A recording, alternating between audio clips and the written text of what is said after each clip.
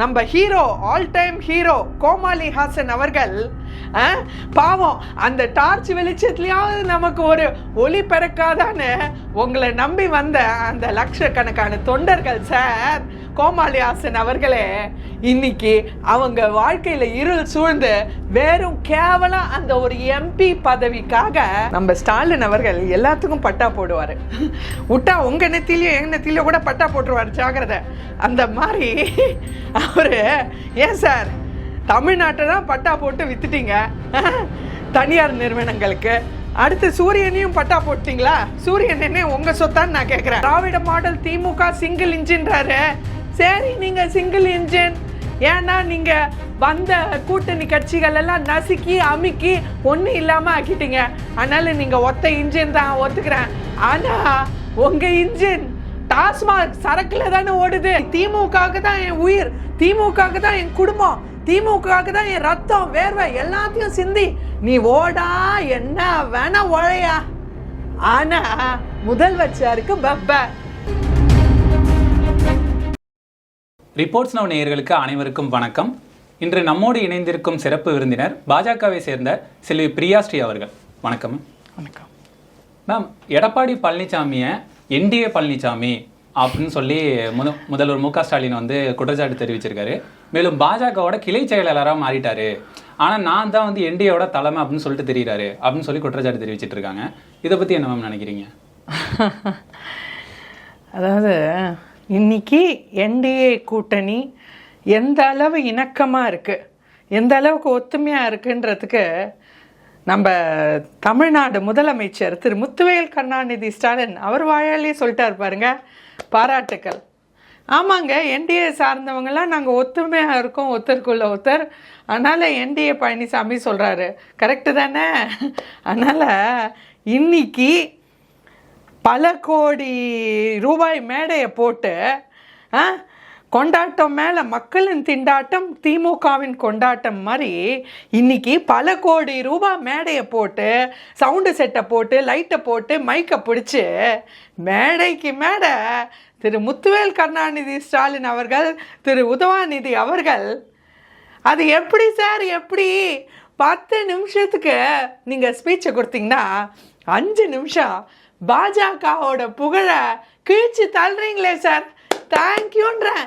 Free service நமக்கு. Thank you. 100 நாள் வேலை திட்டம்னா என்னன்னே தெரியாம அதை கொஞ்சம் கூட படிக்காம அதை 150 நாள் வேலை திட்டமா நான் மாத்துவேன் அப்படின்னு எடப்பாடி பழனிசாமி சொல்லியிருக்கதா முதல்வர் மு க ஸ்டாலின் குற்றச்சாட்டு வைக்கிறாரு மேம். இதை பத்தி என்ன? அதாவது 100 நாள் வேலை திட்டத்தை விடுங்க, இன்னைக்கு நம்ம மாண்புமிகு ஜோக்கர் முதலமைச்சர் முத்துவேல் கருணாநிதி ஸ்டாலின் அவர்களுக்கு ஃபர்ஸ்ட் வேலைன்னா என்னன்னு தெரியுமா சார்? உங்களுக்கு வேலைன்னா என்ன தெரியுமா? ஒரு நாளாவது நீங்கள் வேர்வை சிந்தி வேலையை பார்த்துருந்தானே உங்களுக்கு வேலையை பற்றி தெரியும். அங்கே பட்டியலினத்தார் பிற்படுத்தோர் மக்கள் ரிப்பன் பில்டிங் வாசலில் போராட்டம் பண்ணி கதறும் போது, வாழ்வாதாரத்தை இழந்து ராவும் பகலும் அந்த பிளாட்ஃபார்மில் உட்காந்து நடு தெருவில் உட்காந்து பொம்பளைங்க உட்பட கதறும் போது நீங்கள் போய் மிக்சர் சாப்பிட்டு இருந்துருங்களே படத்தில், கூலி படத்தில். உங்களுக்கு எப்படி சார் மக்களோட வேர்வை புரியும்? உங்களுக்கு எப்படி சார் வேலையோட அருமை புரியும்? நான் கேட்குறேன். கருணாநிதி குடும்பத்துக்கே சேராத ஒரு வார்த்தை, டிக்ஷனரியில் இல்லாத ஒரு வார்த்தை இந்த வேலைன்ற ஒரு வார்த்தை, வேர்வைன்ற ஒரு வார்த்தை. அதனால் அவர் முதல்ல வேலையை பற்றியும் வேர்வையை பற்றியும் பேசக்கூடாது. அடுத்து 100 நாள் வேலை திட்டம், அதாவது இன்னைக்கு மத்திய அரசு 100 நாள் வேலை திட்டத்தை ஏற்கனவே 125 நாளாக அனுபவிச்சிட்டாங்க. அது அவங்க 50 கூட கொடுக்கல அப்படின்னு சொல்லிட்டு குற்றச்சாட்டு தெரிவிச்சிருக்காங்க. அதாவது இன்னைக்கு திரு முத்துவேல் கருணாநிதி ஸ்டாலின் அவர்கள், நான் கேட்குறேன் சார், யார் சார் ஆட்சியில் இருக்காங்க? யார் ஆட்சியில் இருக்காங்க? இன்னைக்கு நீங்கள் தமிழக முதலமைச்சர்ன்றதே மறந்துட்டீங்க.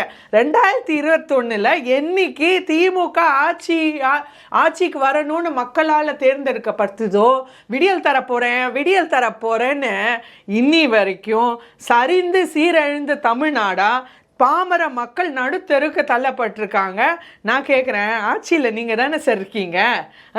100 நாள் வேலை திட்டம் அமல்படுத்த வேண்டிய பொறுப்பு மாநில அரசுக்கு உண்டு. மத்திய அரசு நிதி தான் ஒதுக்க முடியும். மாநில அரசு என்ன பிகிழ்ச்சிங்க நீங்கள்?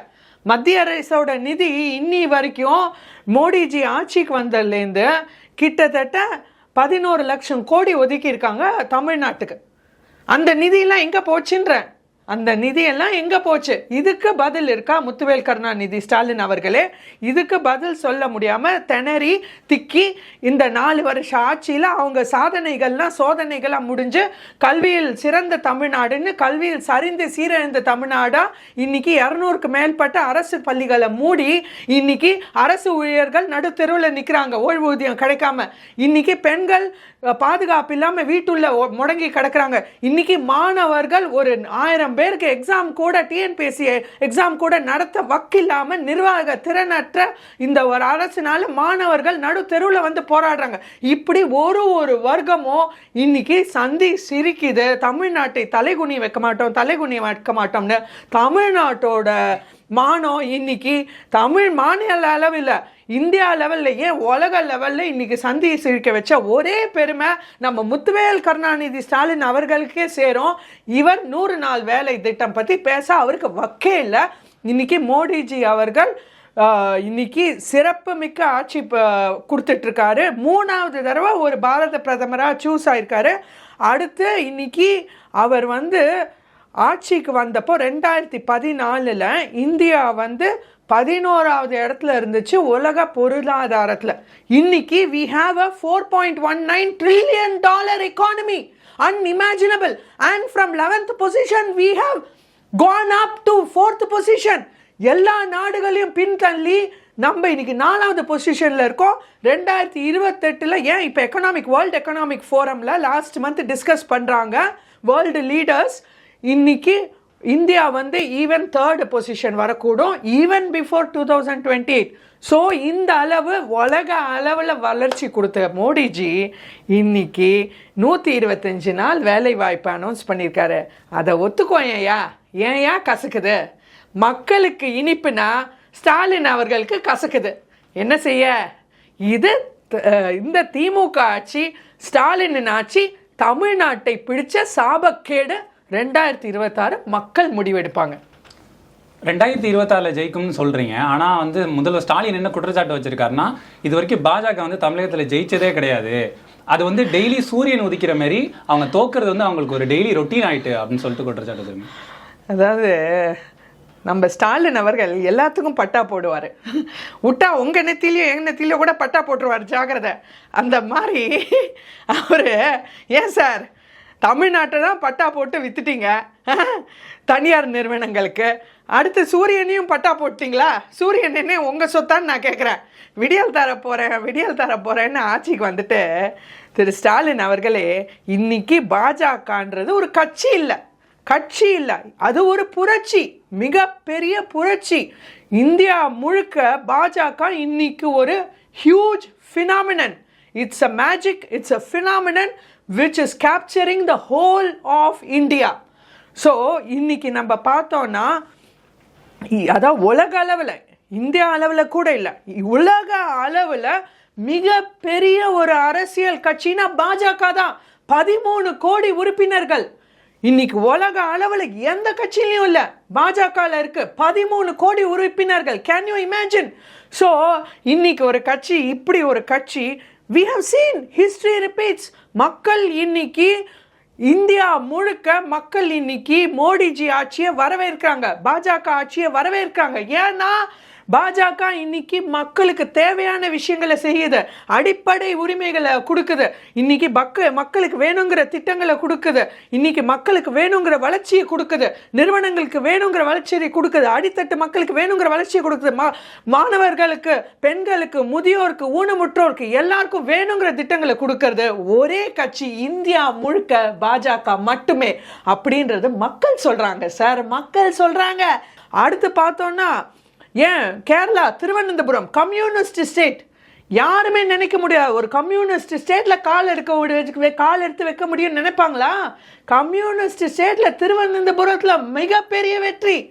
அடுத்து மும்பை, மகாயுத்தி அலையன்ஸ் மும்பையில், இன்னைக்கு மும்பையில் வரலாறு காணாத வெற்றி. கிட்டத்தட்ட 35-40 வருஷமா மும்பை மேயர் பதவியை சிவசேனா தவிர யாருமே கைப்படுத்தல. அதை வந்து கைப்பற்றிருக்கு இன்னைக்கு பாஜக அலையன்ஸ் மகாயுத்தி. மிகப்பெரிய வெற்றி, வரலாறு காணாத வெற்றி. ஒவ்வொன்றும் பாருங்க, நெத்தி அடி, அடுத்த நெத்தி அடி தமிழ்நாடு தாங்க. அதிமுக வந்து பாஜகவோட கிளையா இருந்துச்சு, இப்போ வந்து பாஜகவோட இலையா மாறிடுச்சு அப்படின்னு சொல்லிட்டு உதயநிதி ஸ்டாலின் குற்றச்சாட்டு தெரிவிச்சிருக்காங்க மேம். இதுல இருந்து என்னன்னா அவங்க அடிமையாயிடுச்சு அப்படிங்கிற மாதிரி பல இடத்துல வந்து ஸ்டாம்ப் பண்ணிக்கிட்டே இருக்காங்க. எடப்பாடி பழனிசாமி வந்து பாஜகவுக்கு அடிமையாயிட்டாரு அப்படின்னு சொல்லிட்டு இருந்தவங்க இப்போ வந்து அதிமுகவே பாஜகவுக்கு அடிமையாயிட்டு அப்படிங்கிற மாதிரி ஸ்டாம்ப் பண்ணிட்டே இருக்காங்க. இதை பத்தி உங்களோட கருத்து என்ன? அதாவது அவங்க நினைச்சிட்டாங்க, நம்ம உதவாநிதி அவர்கள் பாவம் அரசியலுக்கு புதுசு, அவர் நினச்சிட்டாரு நம்ம எப்படி கூட்டணிகளை நடத்துகிறோமோ அப்படி தான் எல்லாரும் நடத்துவாங்கன்னு நினச்சிட்டாரு. இன்னைக்கு விசிகா திருமா அவர்கள் மீசியை முறுக்கிட்டு விடுதலை சிறுத்தைகள் கட்சின்னு இன்னைக்கு விடுதலை அற்ற அணில் குஞ்சுகள் கட்சியா அறிவாலயத்தில் சரணாகதி அடைஞ்சிட்டாரு. எனக்கு ஆட்சியிலையும் பங்கு வேண்டாம், அதிகாரத்திலையும் பங்கு வேண்டாம் அப்படின்னு இன்னைக்கு பாவம் ஒரு சீட்டு பிச்சைக்காக இன்னைக்கு கால் தெரப்பியில ஸ்டாலின் அவர்கள் காலிலேயே இன்னைக்கு வாழ்க்கை முழுக்க நான் உங்க காலிலே இருக்கேன்பா, திராவிடத்தை நீங்க காப்பாத்துறீங்களோ இல்லையோ, விசிகா இருக்கிறதே திராவிடத்தை காப்பாத்துறதுக்கு தான் அப்படின்னு பேசுறதுக்கு வெக்கமா இல்லைன்னு நான் கேட்குறேன். வெக்கமா இல்லை விசிகா திரும்ப அவர்களே? நீங்கள்லாம் ஒரு தலைவரா, உங்க கட்சியில ஒரு கட்சியா? தயவு செய்து ஈர்த்து மூடிட்டு போங்க, திமுகவில் ஜாயின் பண்ணிக்கோங்கன்ற. அடுத்து கம்யூனிஸ்ட் அவங்களும் இன்னைக்கு ஒண்ணுமே பேசலையே, வாழடிங்கன்னு கொட்டி பாம்பா அடங்கியிருக்காங்களே அறிவாலயத்தில். அடுத்து நம்ம ஹீரோ, ஆல் டைம் ஹீரோ கோமாளி ஹாசன் அவர்கள் பாவம் அந்த டார்ச் வெளிச்சத்துலயாவது நமக்கு ஒரு ஒளி பிறக்காதான்னு உங்களை நம்பி வந்த அந்த லட்சக்கணக்கான தொண்டர்கள் சார், கோமாளி ஹாசன் அவர்களே இன்னைக்கு அவங்க வாழ்க்கையில இருள் சூழ்ந்து வெறும் கேவலம் அந்த ஒரு எம்பி பதவிக்காக, இந்த ஒரு பெட்டி பாலிடிக்ஸ்க்காக உங்க ராஜ்கமல் ஃபிலிம்ஸ்ல 500-600 கோடி வருமானம் வரணுன்ற அந்த ஒரே காரணம், அந்த ஒரே சுயநலத்துக்காக இவ்வளோ லட்ச தொண்டர்களை பழி வாங்கியிருக்கீங்களே கோமாளி ஹாசன் அவர்களே, இது நியாயமா? நீங்க ஒரு தலைவரா? மக்கள் நீதி மையத்தை மூடிட்டு போங்க பேசாம. அதாவது இன்னைக்கு இவங்கெல்லாம் கொத்தடிமைகள் இன்னைக்கு. அதாவது இன்னைக்கு அதை விட பயங்கர ஹைலைட் இன்னைக்கு. அதான் இந்த வாட்டி தேர்தல் களம் சூப்பராக பரபரப்பாக இருக்கு, நமக்கு நிறைய டாபிக்ஸ் இருக்கு. இந்த தாவேக்கா பார்த்தீங்கன்னா, நம்ம தாவேக்கான்னு ஒரு கட்சி அது இருக்கா இல்லையான்னு அப்பப்போ செக் பண்ணிக்கணும், தினம் பிரேக்கிங் நியூஸ். அந்த மாதிரி தமிழக வெற்றி கழகம் அப்படின்னு இன்னைக்கு தமிழக வெற்றி கழகம் தொடங்கினது. தமிழக வெற்றி கழகம் தொண்டர்களுக்கு யூஸா என்னன்னு தெரியல. இன்னைக்கு தமிழக வெற்றி கழகம் தொடங்கினது விஜய் அவர்களுக்கு யூஸா தெரியல. ஆனா தமிழக வெற்றி கழகம் இன்னைக்கு காங்கிரஸ்க்கு படே யூஸ். இன்னைக்கு அதை பேசாம காங்கிரஸ் வெற்றி கழகம்னு மாத்திடலாம். ஏன்னா கை எண்ணெய் விட்டு போகாதுன்னு மேடைக்கு மேடை பாவம் உதவாநிதி அவர்களும் கூவி பார்த்தாரு. அந்த கேம் செல்லல. அடுத்து இங்க காங்கிரஸ் இன்னைக்கு தமிழக வெற்றி கழகத்தை ஒரு ஆயுதமா பயன்படுத்தி திமுகவை மிரட்ட பார்க்குது. ஸோ இன்னைக்கு அதான் இந்தியா முழுக்க காங்கிரஸ் எப்படிப்பட்ட கட்சி, தேசிய கட்சி, இந்தியா முழுக்க பல மெஜாரிட்டியில் ஆண்ட கட்சி, இது இண்டிபெண்டன்ஸ்லேருந்து நம்ம சுதந்திரத்துலேருந்து இன்னைக்கு காங்கிரஸ் கிட்டத்தட்ட காணாமல் போயிடுச்சு. ஃபியூஸ் பிடிங்கின பல்பு. இன்னைக்கு ராகுல் காந்தி அவர்கள் ஒரு அப்போசிஷன் லீடராக இருக்க கூட வக்கில்லாமல் இருக்காரு. அடுத்து நீங்கள் பார்த்தீங்கன்னா காங்கிரஸ் இன்னைக்கு ஆளுகின்ற மாநிலம் 3 கர்நாடகா, தெலுங்கானா, நார்த்தில் ஹிமாச்சல் பிரதேஷ், மற்ற இடத்துல காணாம போயிட்டாங்க. தமிழ்நாட்டில் கிட்டத்தட்ட காணோம். ஸோ இன்னைக்கு இந்த ஒரு எலெக்ஷனை விட்டா நம்ம காணாமல் போய்டுவோன்னு அவங்களுக்கே தெரிஞ்சிடுச்சு. இன்னைக்கு தாவேக்காவை ஒரு ஆயுதமாக பயன்படுத்தி திமுகவை மிரட்டுறாங்க. ஸோ யாருக்கு அடிமை சார்? கொஞ்சம் விழிச்சுக்கோங்க, எலெக்ஷன் வருது, பார்த்து நடந்துக்கோங்க. தேர்தல் ஒரு திருவிழா மாதிரி அப்படின்னு சொல்லிட்டு ஊமைப்படுத்தியிருக்காங்க உதயநிதி ஸ்டாலின். எப்படின்னா திருவிழாவில் எப்படி கடை போடுவாங்களோ, திருவிழா முடிஞ்சோடனே கடையெல்லாம் காலி பண்ணிட்டு போயிடுவாங்க. அந்த மாதிரி தேர்தல்லையும் ஃபர்ஸ்ட் எல்லா சில கட்சிகள்லாம் ஆட்சி அமைக்கணும்னு நினச்சிட்டு வருவாங்க. லாஸ்ட்ல பார்த்தா எல்லாமே காணாமல் போயிடுவாங்க. ஆனால் திமுக மட்டும்தான் லாஸ்ட் வரையும் மக்களோட இருந்து ஜெயிக்கும் அப்படின்னு சொல்லிட்டு சொல்லியிருக்காங்க. நீங்க சொல்லுங்க மேம், திமுக ஜெயிக்குமா இல்லை என்டிஏ கூட்டணி தான் ஆட்சி அமைக்குமா? அதாவது இன்னைக்கு தேர்தல் ஒரு திருவிழாவோ இல்லையோ, திமுகக்கு தினம் திருவிழா. ஏன்னா பல 1000 கோடி ஊழல், மக்களோட பணத்தில் மக்கள் இங்க துடிச்சு தவிச்சு அவங்களோட அடிப்படை உரிமைகள் எதுக்கு இன்னும் நம்ம அடிப்படையிலே இருக்கோம். நான் ஒன்று வீடு வச்சுட்டு கார் வச்சுட்டு அடுத்து எனக்கு என்ன 4வது கார் கொடுங்க 5வது இது கொடுங்கன்னு நான் கேட்கல. இருக்கிற அடிப்படை தேவையா அவனுக்கு தினம் சோறுக்கு தவிச்சிட்டு ரோட்ல நிற்கிறாயா? அரசு ஊழியர்கள் அவங்களுக்கு வர வேண்டிய அடிப்படை ஓய்வூதியத்தை தொலைச்சிட்டு நிற்கிறாங்க. பெண்கள் பாதுகாப்பை தொலைச்சிட்டு நிற்கிறாங்க. பட்டியலினத்தார் அவங்க வேலையை தொலைச்சிட்டு ரோட்ல போராட்டம் பண்றாங்க. ஸ்டூடெண்ட்ஸ் அவ்வளோ கனவு அந்த பசங்க அந்த மாணவர்கள் டிஎன்பிஎஸ்சி மாதிரி எக்ஸாமுக்கு அந்த அரசு எக்ஸாமுக்கு இன்னைக்கு அரசு பதவிக்கு இன்னைக்கு கிட்டத்தட்ட 20லேருந்து 30 லட்சம் மாணவர்கள் தமிழ்நாடு முழுக்க எய்ம் பண்ணுறாங்க. அவ்வளோ பேரோட இன்னைக்கு கனவு செதஞ்சு போய் மண்ணள்ளி போட்டாங்க திமுகவினர். ஸோ ஒரு 1000 பேருக்கான ஒரு எக்ஸாமை கூட நடத்த உங்களுக்கு வக்கில்ல. இன்னைக்கு மக்கள் அடிப்படை தேவைகளுக்கு நடு ரோட்டில் வந்து போராடினாதான் முடியுன்ற நிலைமையில் இன்னைக்கு மக்களின் திண்டாட்டம். இவங்க என்ன பண்ணுறாங்க? மாணவர்கள் ஜஸ்ட் இமேஜின் பண்ணுங்களேன் அந்த சீனை. மாணவர்கள் நடு தெருவில் போராட்டம் பண்ணுறாங்க. இந்த பக்கம் பார்த்தா திமுக இளைஞர் அணி கொண்டாட்டம். ஸோ என்ன மக்களின் திண்டாட்டம், திமுகவினர் கொண்டாட்டம் லைவாக பார்த்தோம் இந்த வாரம். ஸோ இன்னைக்கு திமுகவுக்கு தான் ஆட்சி அதிகாரம் வந்ததுலேருந்து தினம் கொண்டாட்டமாக போயிட்டுருக்கு. திமுகவுக்கு தான் கல்வியில் சீரழிந்த தமிழ்நாடுன்னு இல்லாமல் கல்வியில் சிறந்த தமிழ்நாடுன்னாங்க. இந்த மாதிரி ஒரு பேர் வைக்கிறதுலையும், அதாவது எடப்பாடியார் சொன்ன நோபல் பிரைஸே கொடுக்கலான்னு, அந்த மாதிரி எதுக்கும் ஒரு திட்டத்துக்கும் ஒரு விழாக்கும் பேர் வச்சிடல. இவங்கள மாதிரி அடிச்சுக்க முடியாது. இந்த மாதிரி இவங்க நாளுக்கு நாள் மக்களை கொள்ளையடித்த பணத்தில் மக்களின் வாழ்வாதாரத்தை நடுத்தெருக்கு வந்து அதுலேருந்து சுருட்டி சுவிஸ் அக்கௌண்ட்டுக்கு அனுப்பின பணத்தில் தினம் கொண்டாட்ட போடுறாங்க. 2026 இது முடிவுக்கு வந்தே தீரும். ஏன்னா இன்னைக்கு மக்கள் விழுத்து எழுந்துட்டாங்க. இன்னைக்கு தமிழ்நாட்டோட கள விவரம் பார்ப்போம். இன்னைக்கு தேர்தல் களம் எப்படி இருக்கு தமிழ்நாட்டில்? ஒன்று திமுக ஆட்சியில் இருக்கு. திமுக கூட்டணி ஆட்சியில் இருக்கு. இன்னைக்கு 5 வருஷமா தமிழ்நாட்டை பயங்கர ஒரு நிதி நெருக்கடியில் ஆழ்த்திட்டாங்க. 75 வருஷம் நம்ம சுதந்திரத்திலேருந்து வாங்கின 2021 திமுக ஆட்சிக்கு வரப்போ இது 75 வருஷம் நம்ம வாங்கின கடன் சுமை தமிழ்நாட்டு மேலே 5 லட்சம் கோடி.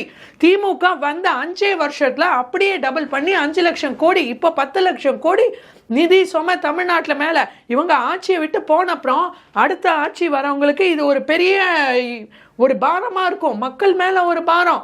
அடுத்த என்டிஏ ஆட்சி அமைக்கும் போது இது ஒரு மிகப்பெரிய ஒரு பிரச்சனையை அவங்க சால்வ் பண்ணணும். அதாவது இன்னைக்கு தமிழ்நாட்டை நிதி நெருக்கடியில் ஆழ்த்தி உதவாநிதி அவர்கள் மேடை சொல்கிறாரு, அப்பம் புகழ பாடிதான் ஆனோம், அப்பம் பாட்டம் புகழ. அதனால் உதவாநிதி அவர்கள் சொல்கிறாரு, எங்கள் அப்பா ஸ்டாலின் தமிழ்நாட்டில் இல்லை இந்தியா லெவலில் மாடல் முதலமைச்சர்னு. அதாவது இன்னைக்கு நான் கேட்குறேன், உங்கள் ஸ்டாலின் அவர்கள், உங்கள் அப்பா ஸ்டாலின் இன்னைக்கு மாடல் முதலமைச்சர் தான். எதுக்கு?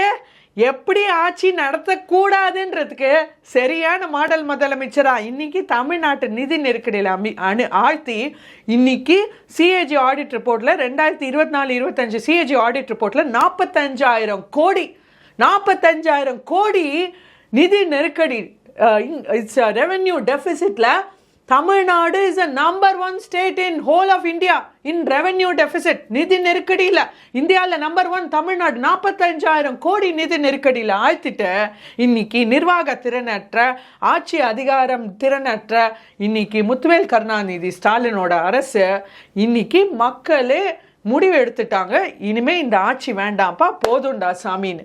அடுத்து இங்கே பார்த்தோன்னா எங்களுக்கும் திமுகவுக்கு மட்டும்தான் போட்டின்னு மேடைக்கு மேடை ஸ்பீச் கொடுத்த, கோடிக்கணக்கான மேடை, லாட்ரி பணத்தில் கோடிக்கணக்கான மேடையை போட்டு ஸ்பீச் கொடுத்த நம்ம தாவேகா விஜய் அவர்கள், அதாவது விஜய் சார், இது ஜனநாயகம். நீங்கள் இந்த ஜனநாயகத்தில் நீங்கள் நியூஸில் வைரலாக ட்ரெண்டிங்காக இருக்கிற ஒரே காரணம் ஜனநாயகம் மூவிக்கு மட்டும்தான். எலெக்ஷன் பக்கத்தில் வருதுன்னா கூட அவர் பாருங்க பாவம் இன்னும் நடிகராகவே இருக்காரு. பெரும் இப்போ புலி படத்தோட டாக்ஸ் எவேஷன் 1.5 கோடி டாக்ஸ் எவேஷனில் ரொம்ப பிஸியாக இருக்கார். அதாவது 2015 நான் சொன்னேன் புலி படத்துல 30 கோடி வாங்கினேன்னு. 2019 நீங்க எனக்கு நோட்டீஸ் கொடுக்குறீங்க, இல்லப்பா நீ 30 கோடி சம்பளம் வாங்கல, நீ 45 கோடி சம்பளம் வாங்கியிருக்க, அந்த 15 கோடி பேலன்ஸ் இருக்கு பாருப்பா, அதுல 1.5 கோடி டாக்ஸ் கட்டணும், வரி பணம் பாக்கி இருக்கு, அந்த 1.5 கோடியை கட்டுப்பான்னா, திரு விஜய் சார் நான் ஊழலை ஒழிக்க போறேன், திமுக வந்து ஊழலின் மறு உருவம், நான் ஊழலை ஒழிக்க. அதிமுக சொல்லியிருக்காங்க மேம் ஊழல் செய்யறாச்சு அப்படின்னு சொல்லிட்டு. திமுக வந்து தீய சக்தின்னு எப்படி சொல்றாங்களா, அதிமுக வந்து ஊழல் சக்தி அப்படின்னு. அதாவது எல்லாத்தையும் சொல்லிட்டு இந்த தூய சக்தி விஜய் அவர்கள் நான் கேட்குறேன், நான் ஊழல் வரிக்க போகிறேன், மக்களை காப்பாற்ற போகிறேன்னு சூப்பர்மேன் மாதிரி வந்து இறங்கிட்டு விஜய் சார் இன்னைக்கு கேவலம் அந்த பிச்சை காசு 1.5 கோடிக்காக பல 100 கோடி ஒரு படத்துக்கு சம்பாத்தியம் பல 100 கோடி வாங்குற விஜய் சார் 1.5 கோடி உங்களுக்கு ஒரு காசா? 1.5 கோடி உங்களுக்கு ஒரு பாக்கெட் மணி இல்லையா? 1.5 கோடி உங்களுக்கு ஒரு பாக்கெட் மணி இல்லையா?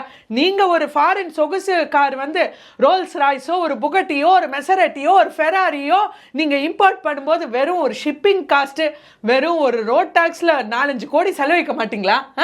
1.5 கோடி உங்களுக்கு ஒரு பிச்சை காசை தெரியல. அடுத்து நான் கேட்குறேன், நான் இவ்வளோ கோடி சம்பாதியம் நான் திறந்து விட்டு நான் வந்து மக்களுக்காக களத்தில் இறங்கின சொன்னேன். நீங்கள் சார் 1.5 கோடி வரி பணம் சார், வரி பணம்.